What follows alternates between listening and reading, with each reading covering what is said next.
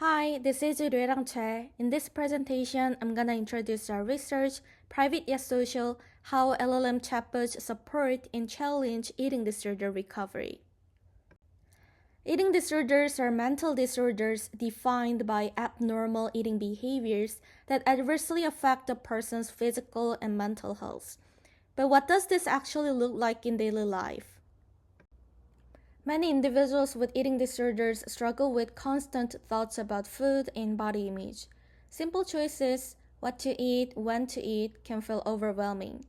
They often experience guilt and anxiety after eating, or avoid the social situations involving food. Some fall into cycles of restriction, binging, and purging, affecting both mental and physical health. Yet many hesitate to seek help due to social stigma and misconceptions. Given these daily struggles, technology has been explored as a means of support complementing medical treatment beyond the clinic. One example is chatbots. Before the rise of large language models, a few chatbots were designed to help individuals with eating disorders manage their symptoms in daily life. While these chatbots have shown potential in supporting eating disorder recovery, their limited ability has led to challenges in providing sustained and engaging interactions. With the advancement of LLMs now allow chatbots to engage in more dynamic, contextually aware, and emotionally responsive conversations. Recognizing this opportunity, the National Eating Disorder Association deployed a chatbot named Tessa to assist eating disorder patients. However, Tessa was shut down after providing harmful advice to users. For example, weight loss advice like daily calorie recommendations may seem helpful to the general population, but can trigger individuals with eating disorders by reinforcing calorie counting and weight control.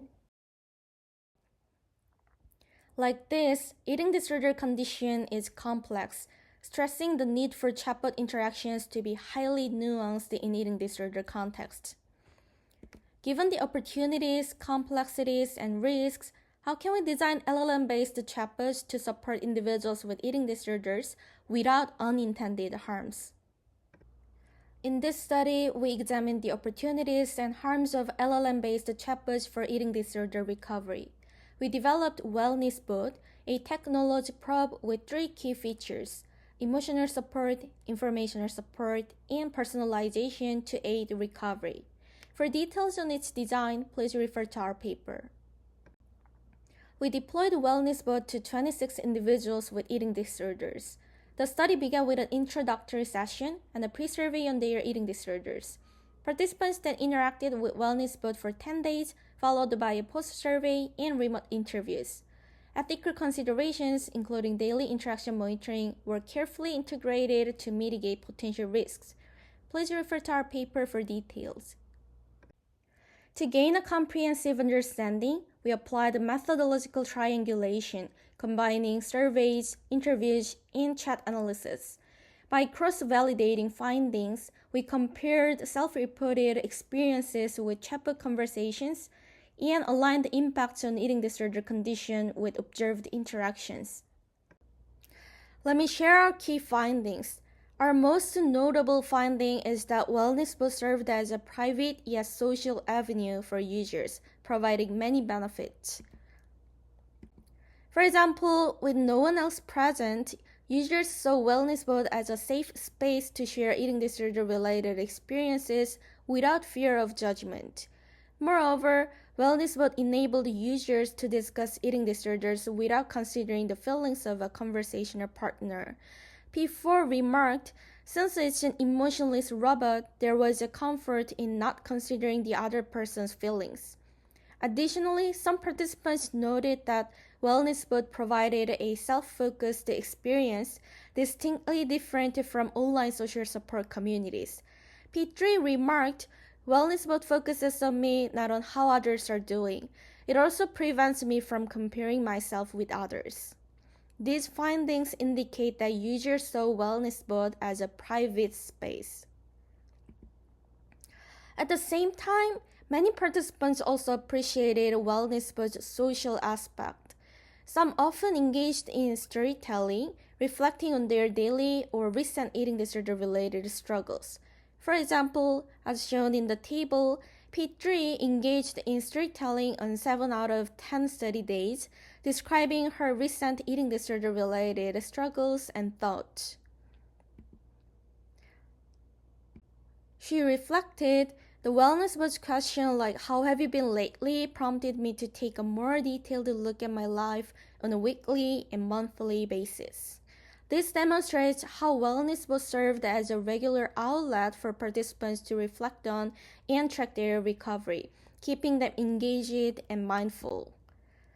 Interestingly, WellnessBot also played a key role in acknowledging and reinforcing participants' recovery accomplishments. They valued the opportunity to recognize their progress, validate their efforts, and boost their motivation by sharing their experiences with WellnessBot. Here's another interesting benefit. Some participants noted that while WellnessBot provided a private, non-human space, interacting with it ultimately encouraged them to seek social interaction, particularly when eating disorder symptoms led to increased social avoidance. P3 described, "By continuing these kinds of conversations, I don't forget how to interact.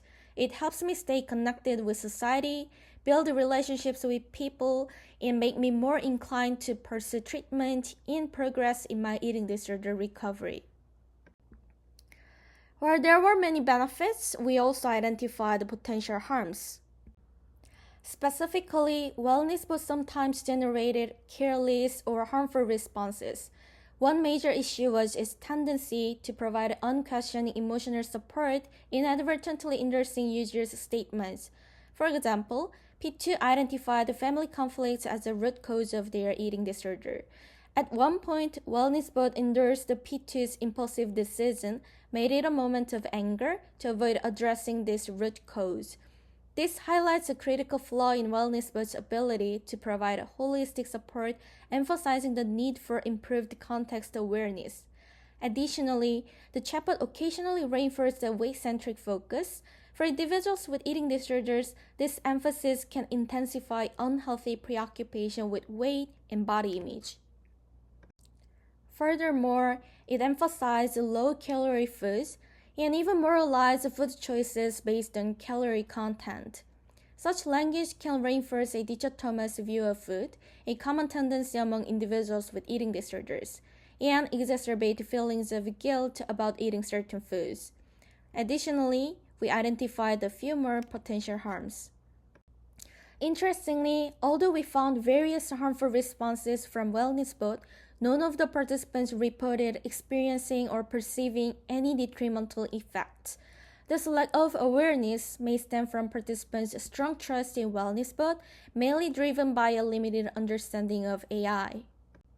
For example, many assumed WellnessBot was inherently reliable simply because it is credible data-driven, without fully understanding how AI learns from data.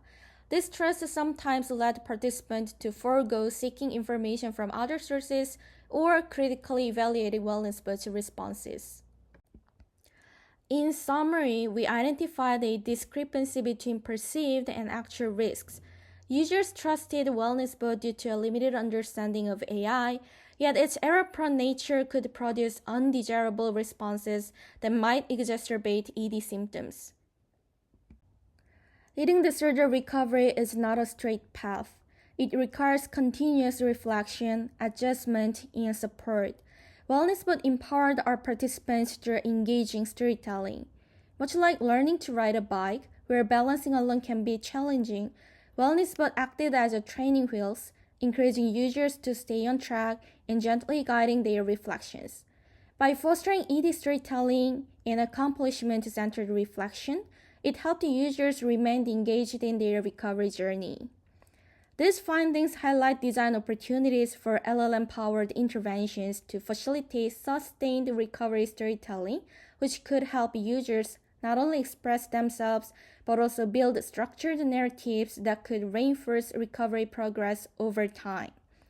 At the same time, designing such interventions requires careful consideration of potential harms.